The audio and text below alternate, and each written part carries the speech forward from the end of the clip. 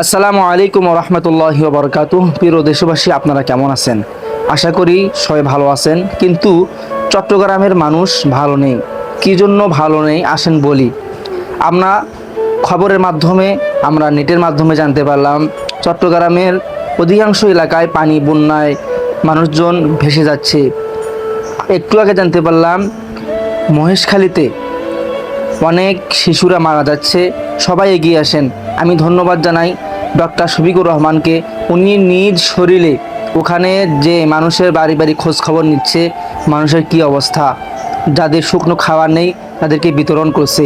সবাইকে শুভেচ্ছা এবং অভিনন্দন। এবং যারা সংস্থার লোক আছেন, যারা ত্রাণ বিতরণ করবেন, আপনারা দ্রুত আপনারা মহেশখালী, সাতকানিয়া, চট্টগ্রামে যারা চট্টগ্রামের পাশে যারা এখনও পর্যন্ত দাঁড়ান নেই, আমি তাদেরকে দৃষ্টি আকর্ষণ করব, দ্রুত যারা সংস্থা আছেন, যারা গরিব মানুষের পাশে দাঁড়ান, যারা ত্রাণ বিতরণ করেন, আপনারা দ্রুত মহেশখালীতে রওনা দেন, সাতকানিয়াতে রওনা দেন।